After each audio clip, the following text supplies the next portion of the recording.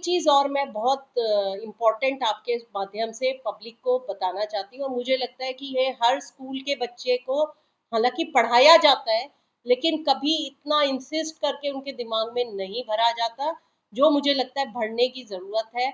आप अभी, मैं परसों भी कालका थी, शक्ति रानी मैम का प्रोग्राम था, उसमें भी एक बड़ी गरीब सी फीमेल आई रोते हुए कि उसकी बेटी को टॉर्चर कर रहा है उसका पति, क्योंकि उसके 3 बेटियां हो गई हैं और वो कह रहा है कि जी मुझे बेटा चाहिए।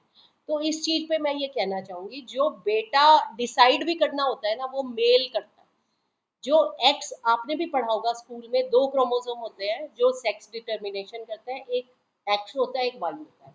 जो फीमेल होती है उसमें दोनों एक्स होते हैं, और जो मेल होता है उसमें एक एक्स होता है, एक वाई होता है। और जो वाई क्रोमोसोम होता है वो फीमेल में होता ही नहीं है, वो मेल में होता है।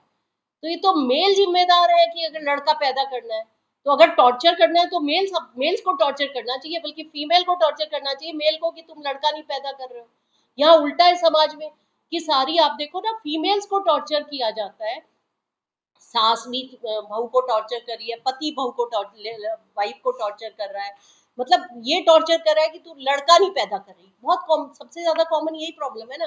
देखो माँ, मैंने देखा है मोस्टली माँ को नहीं, माँ को फर्क नहीं होता, उसने तो 9 महीने कोख में रखना है, तो वो तो लड़की भी पैदा होती है तो उसके लिए उतनी प्यारी होती है जितना लड़का होता है।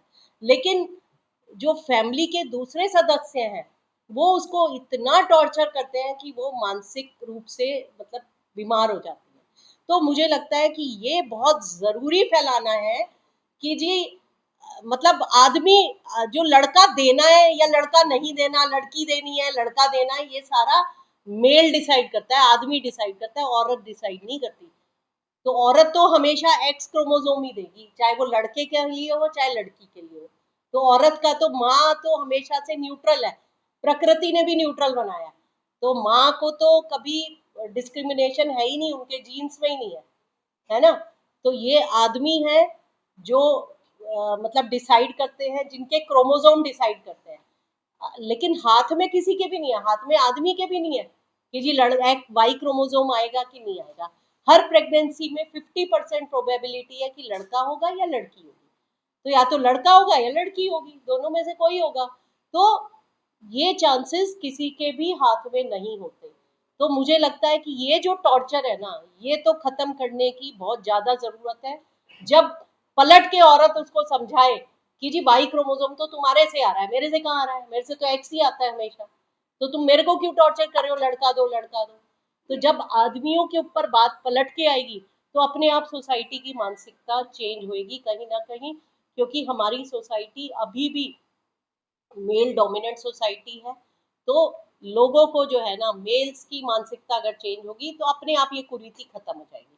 तो जब उनके ऊपर आ जाएगी ना कि मतलब उन्हीं का फॉल्ट है या वही जिम्मेदार है, तो आप पे वो ठीक हो जाएंगे। लेकिन उनके दिमाग में देना पड़ेगा, उनको पढ़ाना पड़ेगा कि जी ये फीमेल रिस्पॉन्सिबल नहीं है, ये मेल रिस्पॉन्सिबल है।